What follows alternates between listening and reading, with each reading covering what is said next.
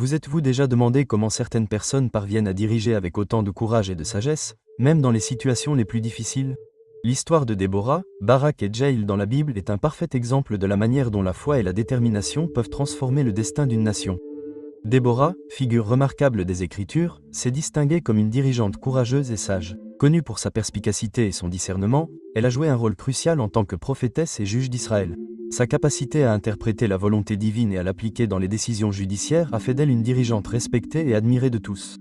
Tout comme quelqu'un qui dirige un navire dans une tempête, Déborah a guidé son peuple à travers les périodes de turbulence, toujours avec une vision claire et un objectif défini. Le leadership de Déborah était marqué par une profonde sagesse qui transcendait les normes de son époque. En tant que prophétiste, elle ne s'est pas contentée de délivrer des messages divins, mais elle a également offert des conseils pratiques et des solutions aux problèmes quotidiens de son peuple. Imaginez avoir une dirigeante qui non seulement comprenait les défis quotidiens, mais avait également la capacité de proposer des solutions inspirées par une puissance supérieure. Cela a fait de Déborah une figure unique et essentielle pour Israël pendant une période de grande oppression. En période d'oppression, la présence d'un leadership fort est cruciale. Déborah est apparue comme une lumière dans les ténèbres pour les Israélites confrontés à la tyrannie des Cananéens.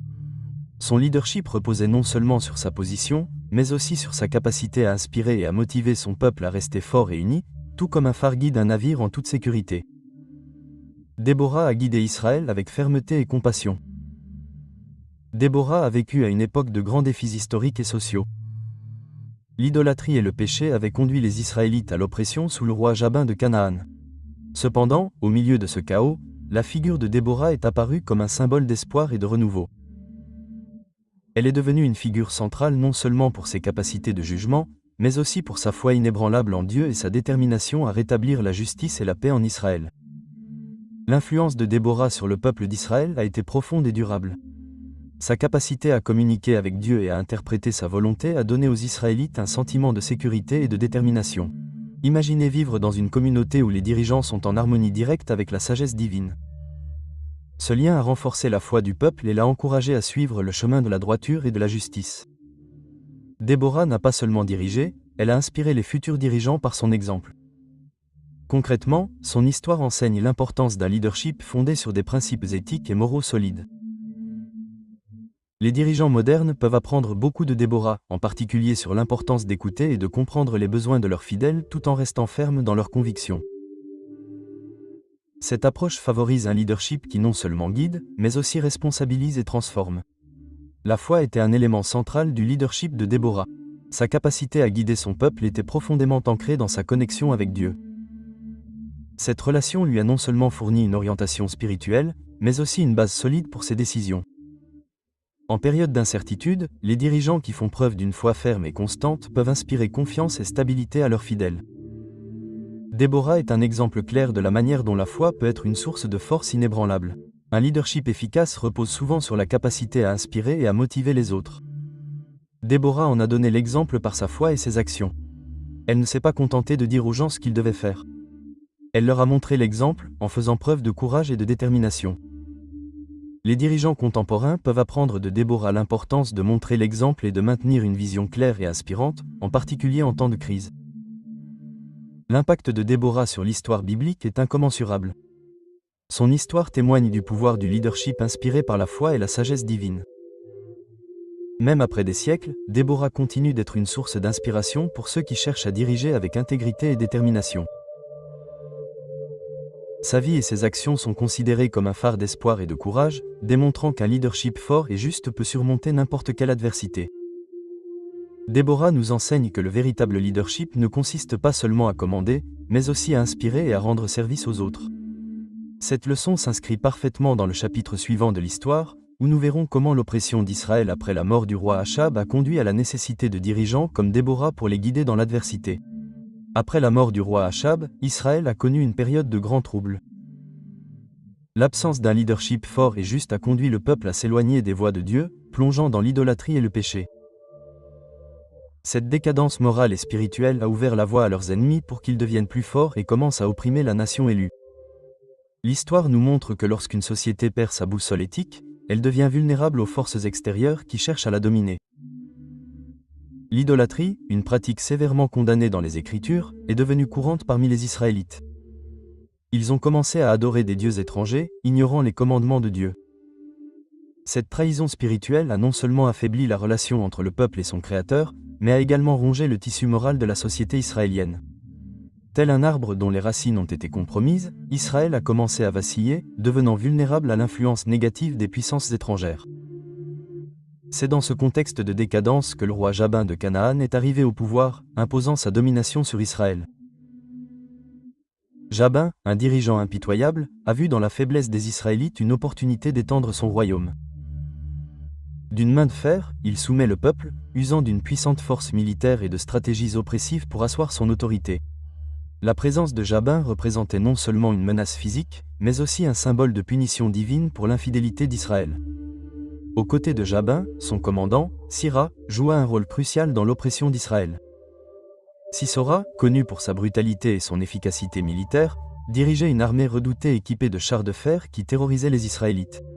Sa présence sur le champ de bataille était synonyme de désespoir et de défaite pour le peuple de Dieu.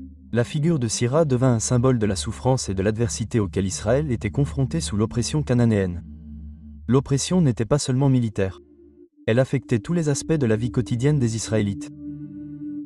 Ils étaient contraints de rendre leurs récoltes, de payer des tributs exorbitants et de subir la menace constante de la violence. Les communautés étaient déstabilisées et la peur imprégnait chaque village et chaque ville. Cette pression constante créait un climat de désespoir et de résignation, rendant difficile l'organisation de la résistance contre les oppresseurs. L'idolâtrie et le péché affaiblirent Israël, créant des divisions internes que Jabin et Sisera exploitèrent. Le manque d'unité et d'objectifs communs rendit difficile l'organisation d'une résistance efficace. L'histoire montre que lorsqu'un peuple s'éloigne de ses valeurs fondamentales, il devient vulnérable aux influences destructrices. En Israël, l'idolâtrie conduisit à la fragmentation sociale, sapant la capacité du peuple à s'unir contre la menace cananéenne.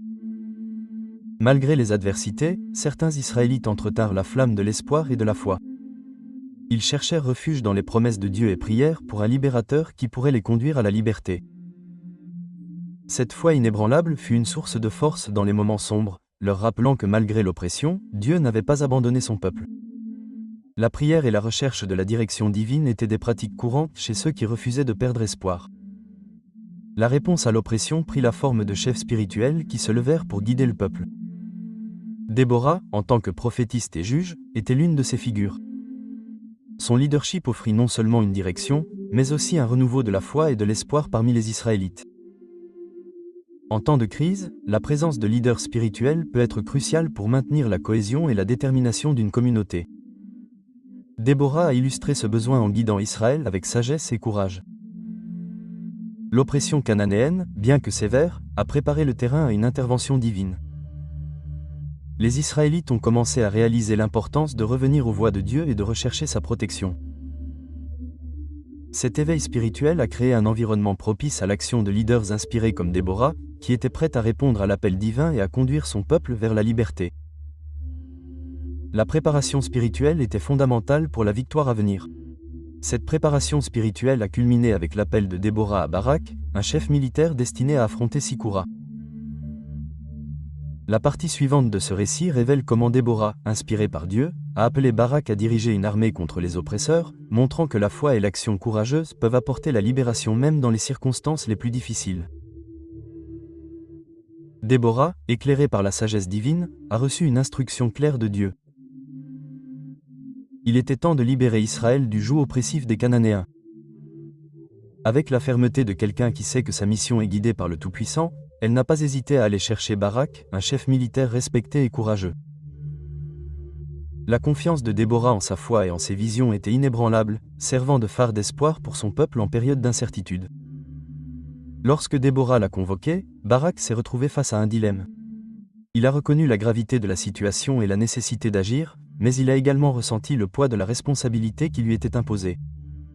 Hésitant, il a demandé à Déborah de l'accompagner dans la bataille, sachant que sa présence serait une source d'inspiration et de courage. Cette demande reflétait non seulement sa foi en Déborah, mais aussi la reconnaissance de son propre besoin de soutien spirituel. L'hésitation de Barak est un puissant rappel de l'importance de la foi et de la confiance en temps de crise. Dans les moments de grands défis, il est naturel de ressentir de la peur et de l'incertitude. Cependant, c'est dans ces moments-là que la foi peut devenir notre plus grand allié, offrant la force et la clarté nécessaires pour aller de l'avant. Déborah, par sa présence et ses paroles d'encouragement, représentait cette foi vivante capable de déplacer des montagnes et de transformer les cœurs. Ensemble, Déborah et Barak commencèrent à planifier la stratégie pour affronter la puissante armée de Sicora. Avec discernement et sagesse, ils choisirent le mont Tabor comme champ de bataille, un emplacement stratégique qui offrait des avantages tactiques importants. Une planification minutieuse et une préparation méticuleuse étaient essentielles pour maximiser leurs chances de succès contre un ennemi redoutable. Cet exemple de planification stratégique peut s'appliquer à de nombreux domaines de notre vie, nous rappelant l'importance d'être préparé et d'agir avec sagesse. Le rôle de Déborah en tant que motivatrice et chef spirituel ne doit pas être sous-estimé. Sa présence aux côtés de Barak était un rappel constant que Dieu était avec eux. Elle ne se contentait pas de fournir des conseils spirituels, mais elle renforçait également le moral des troupes, inspirant courage et détermination. Dans toute entreprise, avoir un chef capable d'inspirer et de remonter le moral est essentiel pour réussir.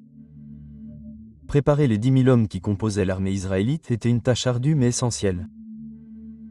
Chaque soldat devait être prêt physiquement et spirituellement pour le défi auquel il serait confronté. Déborah et Barak ont travaillé sans relâche pour s'assurer que leurs troupes étaient bien préparées et motivées. Ce niveau de préparation et de dévouement témoigne de ce qui peut être accompli lorsque l'on travaille avec un objectif clair et une vision commune. Le leadership partagé entre Déborah et Barak est un exemple inspirant de coopération et de respect mutuel. Chacun a apporté ses forces uniques au partenariat, créant une synergie puissante qui a augmenté leurs chances de succès. Dans nos propres vies, nous pouvons apprendre beaucoup de cette approche de leadership collaboratif, reconnaissant la valeur de compétences et de perspectives diverses. La relation entre Déborah et Barak pendant la campagne était marquée par la confiance et le respect mutuel. Barak avait confiance en la sagesse spirituelle de Déborah tandis qu'elle respectait ses compétences militaires et son courage. Ce partenariat harmonieux est un exemple de la manière dont la confiance et le respect mutuel peuvent renforcer n'importe quelle entreprise, qu'il s'agisse d'une bataille historique ou d'un projet contemporain. Une fois les préparatifs terminés et le plan stratégique établi, Déborah et Barak étaient prêts à affronter Sicora et son armée. La phase suivante de leur périple serait la bataille décisive du mont Tabor, où la foi, le courage et la sagesse seraient mis à l'épreuve. L'anticipation et la tension étaient palpables, mais la confiance en l'intervention divine restait inébranlable, préparant le terrain pour une victoire qui changerait le destin d'Israël. Les derniers préparatifs avant la bataille étaient méticuleux et cruciaux. Chaque soldat israélite sous la direction de Barak et de Déborah était en position, prêt à affronter l'armée cananéenne. L'atmosphère était chargée de tension, mais aussi d'une foi inébranlable en l'intervention divine. Le mont Tabor serait le théâtre d'une confrontation qui changerait le destin d'Israël, et chacun savait l'importance du moment. L'atmosphère parmi les soldats était un mélange de nervosité et d'anticipation. Beaucoup étaient là pour la première fois dans une bataille majeure, tandis que d'autres étaient des vétérans des combats contre leurs oppresseurs. La présence de Déborah parmi eux, avec sa sérénité et sa confiance, servait de phare d'espoir. Elle marchait parmi les hommes, leur offrant des paroles d'encouragement et de foi, leur rappelant que Dieu était avec eux. Déborah, d'une voix ferme et calme, parlait de la promesse divine de victoire. Elle assurait à chaque soldat que malgré la puissance des chars de fer de Sicora, l'intervention de Dieu serait décisive. Ces paroles étaient comme une encre pour les cœurs inquiets, leur insufflant le courage nécessaire pour affronter l'ennemi. Cette inspiration était vitale car une bataille ne se gagne pas seulement avec les armes, mais aussi avec l'esprit. Barak, déterminé et résolu, menait ses hommes avec courage. Il savait que sa confiance et sa posture étaient essentielles pour maintenir un moral élevé. Barak rappelait à tous qu'ils se battaient pour leur famille, leur foyer et leur liberté. Il se distinguait par son courage, exhortant ses hommes à se battre de toutes leurs forces, confiant dans la victoire promise par Dieu. L'armée de Sisora approchait et les chars de fer étaient un spectacle impressionnant et intimidant. Ces machines de guerre, très perfectionnées pour l'époque, symbolisaient la force cananéenne. Le bruit des chars traversant le champ de bataille suffisait à instiller la peur. Mais les Israélites, renforcés par les paroles de Déborah et le leadership de Barak, étaient prêts à faire face à cette menace. Lorsque la bataille commença au mont Tabor, l'affrontement fut intense. Les chars de fer de Sisora avancèrent avec une force écrasante. Semblant d'abord invincibles, la supériorité technologique des Cananéens était évidente, et les Israélites durent affronter un combat difficile. Cependant, la confiance de Déborah et de Barak en l'intervention divine les maintint fermes, résistant avec détermination à l'avancée de l'ennemi. La supériorité initiale de l'armée cananéenne semblait confirmer les pires craintes des Israélites. Les chars de fer fendirent facilement les rangs des soldats, et la bataille sembla pencher en faveur de Cicéron. Cependant, la foi de Déborah et de Barak ne faiblit pas. Ils savaient que Dieu ne les avait pas abandonnés et que le cours de la bataille pouvait changer à tout moment. Puis, l'intervention divine commença à se manifester. Une tempête soudaine se leva, assombrissant le ciel et apportant des pluies torrentielles. La rivière Kishan, qui coulait près du champ de bataille, commença à déborder. Cette inondation soudaine était un signe clair que Dieu intervenait en faveur d'Israël, transformant la terre ferme en un champ de boue traître.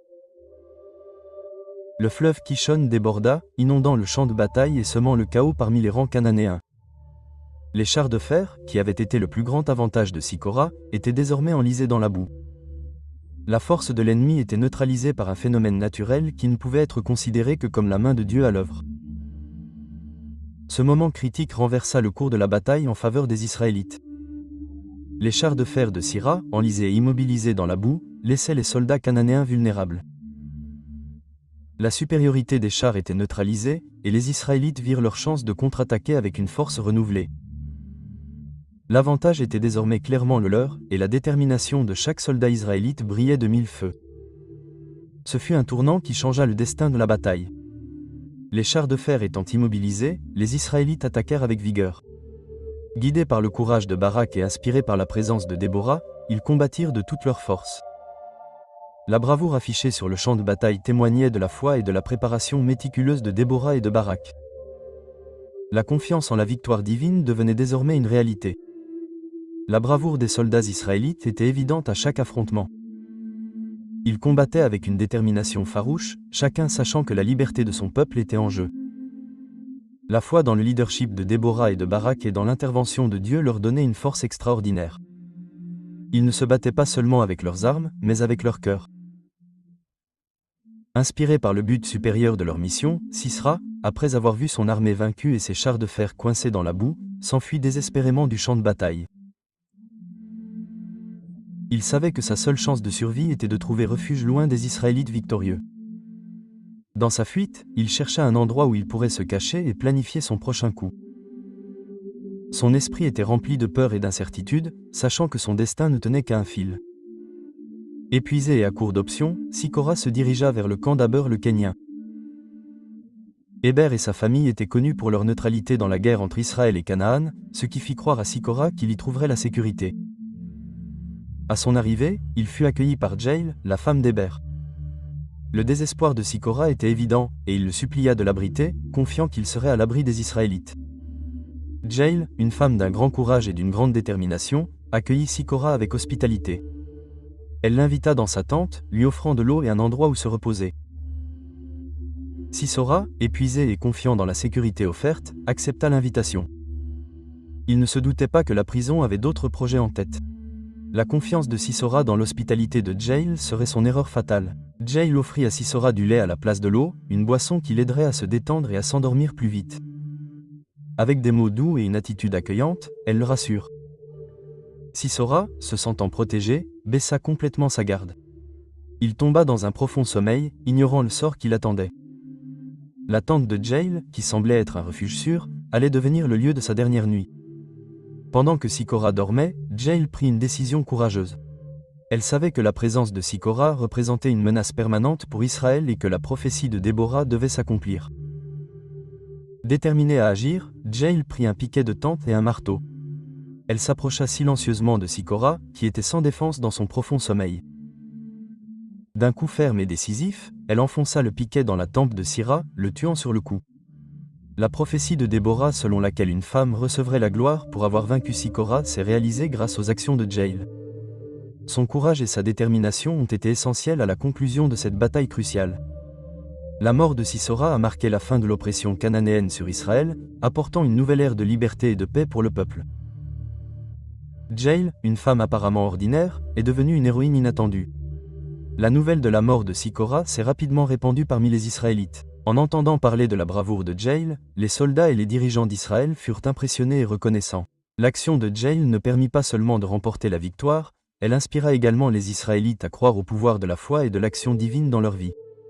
La confiance de Déborah dans l'intervention de Dieu avait été justifiée de manière miraculeuse et inattendue.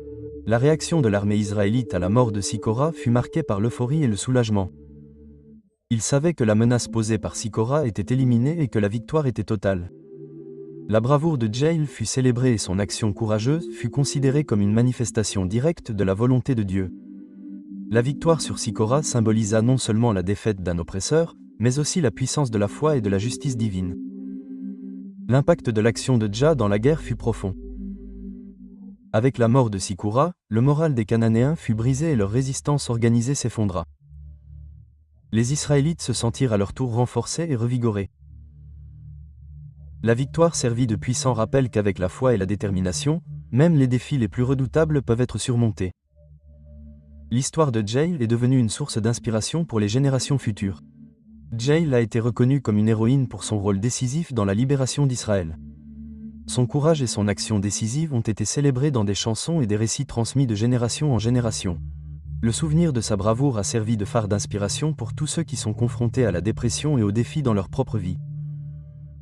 Jaïl a démontré que le véritable courage peut naître dans les moments les plus inattendus et chez les personnes les plus improbables. Avec la mort de Sicora, la victoire israélite était totale. Le peuple d'Israël a célébré avec des chants et des danses, remerciant Dieu pour son intervention miraculeuse. Déborah et Barak ainsi que Jaïl ont été célébrés comme des leaders et des héros. Cependant, le voyage d'Israël était loin d'être terminé. L'étape suivante consistait à se souvenir et à célébrer l'intervention divine et la bravoure qui ont mené à la victoire, qui serait immortalisée dans le chant de Déborah.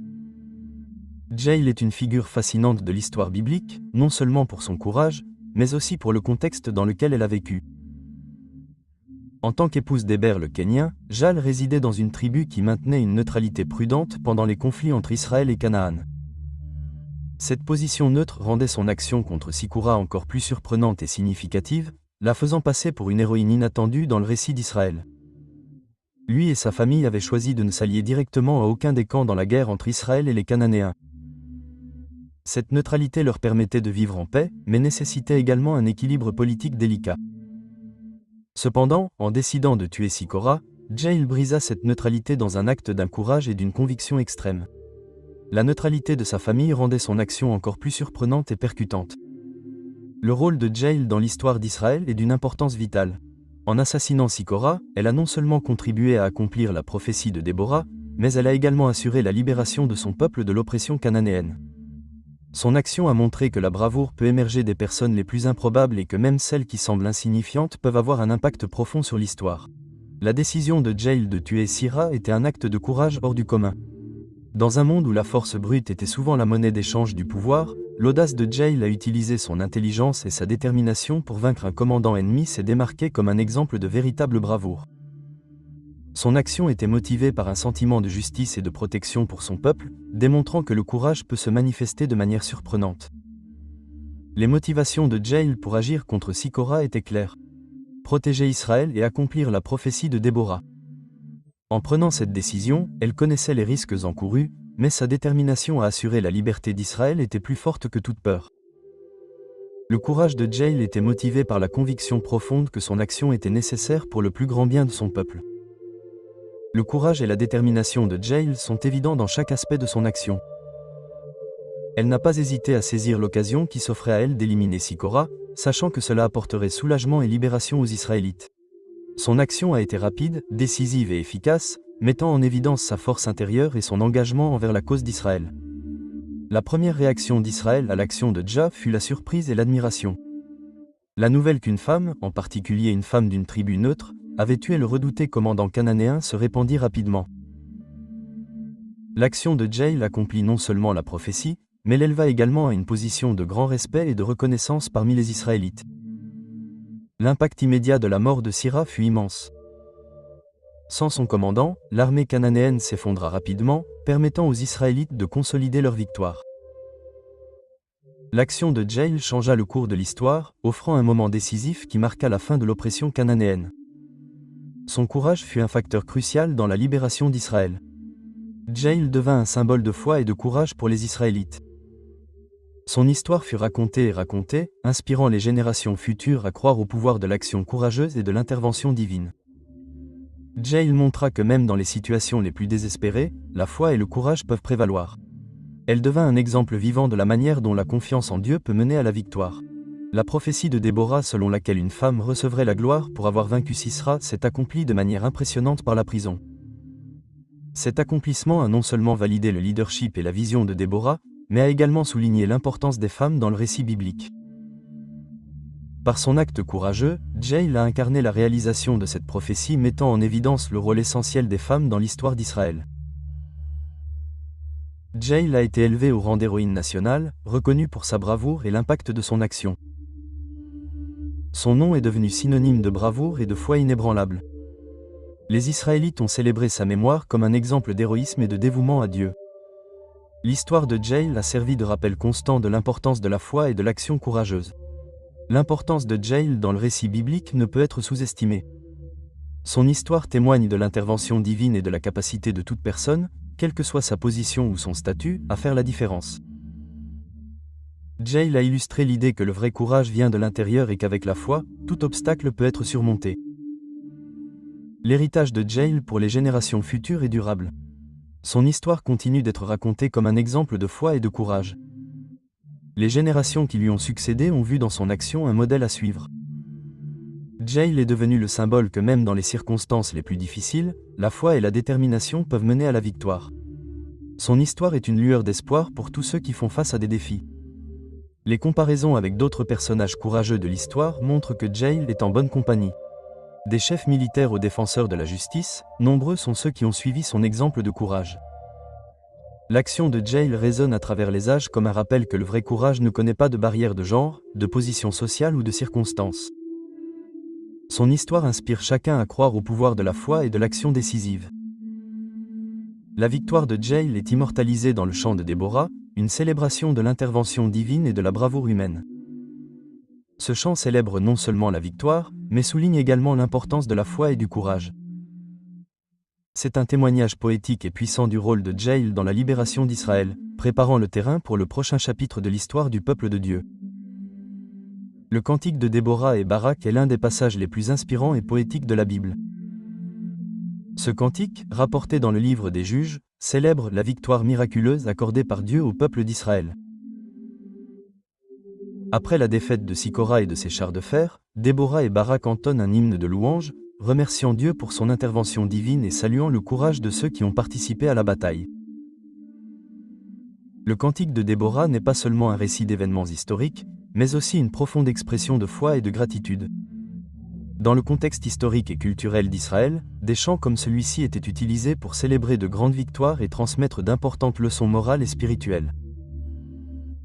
C'était un moyen de garder vivante la mémoire des actes de Dieu et d'inspirer les générations futures à suivre sa voie. La célébration de la victoire et de l'intervention divine est le thème central du cantique. Déborah et Barak commencent par exalter Dieu, reconnaissant que la victoire était un don divin. Ils reconnaissent que sans l'aide de Dieu, la bataille aurait été impossible à remporter. Cette attitude de gratitude est un puissant rappel de l'importance de reconnaître la main de Dieu dans nos vies, en particulier dans les moments de triomphe. Le chant loue le courage de Déborah et de Barak, soulignant leur rôle crucial dans la direction du peuple d'Israël. Déborah est mentionnée comme une mère en Israël, une figure de sagesse et de force qui a guidé son peuple dans les moments difficiles. Barak est loué pour sa bravoure sur le champ de bataille, pour avoir suivi l'appel divin et pour avoir dirigé ses hommes avec détermination et foi. La bravoure de Jael est également célébrée dans le chant. Elle est décrite comme la plus bénie des femmes, reconnaissant son action décisive dans le meurtre de Sicora. Le chant détaille le courage et la détermination de Jael, montrant comment une femme ordinaire peut devenir une héroïne par la foi et l'action courageuse. Cette reconnaissance souligne l'importance de chaque individu dans le plan divin. La description poétique de la bataille et de la victoire dans le chant est vivante et inspirante. Les images de tempêtes, de rivières débordantes et de chars de fer coincés dans la boue évoquent l'intervention directe de Dieu dans le combat. Ce langage riche et imaginatif ne se contente pas de raconter les événements, il capture également l'émotion et l'émerveillement que l'on ressent en voyant la puissance divine en action. Le chant souligne l'importance de l'unité et de la foi. Déborah et Barak ont souligné la nécessité de la cohésion entre les tribus d'Israël et d'une confiance inébranlable en Dieu. Cette unité était essentielle à la victoire, montrant que lorsque le peuple de Dieu est uni et fidèle, il peut surmonter même les plus grands défis. Les dirigeants inspirés par Dieu jouent un rôle central dans le chant. Déborah, en tant que prophète et juge, est un exemple clair de la manière dont le leadership divin peut guider un peuple à travers l'adversité.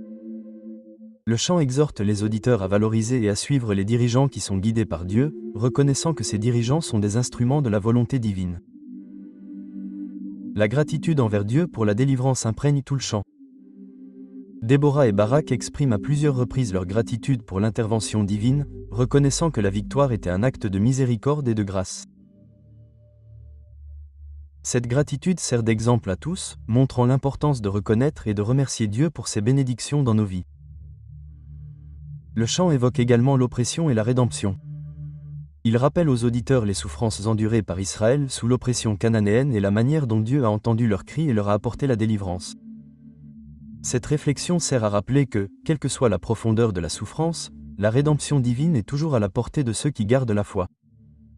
L'exhortation à la justice et à la fidélité est claire dans le chant. Déborah et Barak appellent le peuple d'Israël à rester fidèle à Dieu et à rechercher la justice dans toutes ses actions. Ils reconnaissent que la victoire est le résultat de leur fidélité à Dieu et que le maintien de la justice est essentiel à la continuation de la bénédiction divine. Le chant sert d'inspiration pour les générations futures. En racontant l'histoire de la victoire divine et du courage humain, il offre un puissant exemple de foi et d'action. Cette inspiration n'est pas seulement historique mais aussi spirituelle, encourageant chacun à faire confiance à Dieu et à agir avec courage et détermination. L'impact du chant sur la culture israélite a été profond. Il est devenu une partie intégrante de la tradition orale et écrite transmise de génération en génération comme symbole de foi et de victoire. L'histoire de Déborah, Barak et de Jaïl a continué d'inspirer le peuple d'Israël, lui rappelant la puissance de Dieu et l'importance du courage et de la foi. L'héritage durable de la chanson témoigne du pouvoir des mots et de la foi. Elle continue d'être étudiée, chantée et commémorée comme un exemple de leadership inspiré et d'intervention divine. La chanson de Déborah est plus qu'une célébration d'une victoire militaire. C'est une déclaration de foi et un rappel de la puissance de Dieu en action. Avec la victoire et la célébration capturées dans la chanson, Israël est entré dans une période de paix et de prospérité. Le leadership de Déborah et le courage de Jaïl ont ouvert une nouvelle ère pour le peuple de Dieu. Cette paix, née de la foi et de l'intervention divine, allait être commémorée et célébrée pendant de nombreuses générations, consolidant l'héritage de Déborah en tant que l'un des grands dirigeants d'Israël. Le récit de Déborah, Barak et Jaïl nous offre des leçons intemporelles de foi, de courage et de leadership inspiré. Déborah, avec sa sagesse et sa fermeté, a conduit Israël à travers des moments sombres, démontrant que le véritable leadership vient de la foi et de l'obéissance à Dieu. Barak, en suivant l'appel divin malgré ses doutes, a montré que le courage peut être renforcé par la foi et le soutien mutuel. Et Jaïl, par son acte décisif et inattendu, nous rappelle que la bravoure peut se manifester dans les moments les plus improbables et à travers les personnes les plus inattendues. Ces exemples nous incitent à réfléchir à nos propres vies. Dans quel domaine pouvons-nous démontrer la foi inébranlable de Déborah, le courage de Barak ou la détermination de Jaïl ? Nous sommes appelés à diriger avec intégrité, à agir avec courage et à faire confiance à l'intervention divine dans nos défis quotidiens. Comme eux, nous pouvons faire la différence dans notre monde, quelles que soient les circonstances. Maintenant, réfléchissez à la manière dont vous pouvez appliquer ces principes dans votre vie. Quelles mesures pouvez-vous prendre pour diriger avec foi, agir avec courage et soutenir ceux qui vous entourent ? Comment pouvez-vous faire davantage confiance à Dieu dans les moments d'incertitude ? L'histoire de Déborah, Barak et Jaïl nous encourage à croire qu'avec la foi et l'action, nous pouvons surmonter tous les obstacles. Je vous invite à vous abonner à la chaîne et à activer les notifications pour continuer à explorer des histoires inspirantes et à en apprendre davantage sur la manière d'appliquer ces principes dans votre vie. Ensemble, nous pouvons grandir en sagesse, en courage et en foi, transformant nos vies et nos communautés.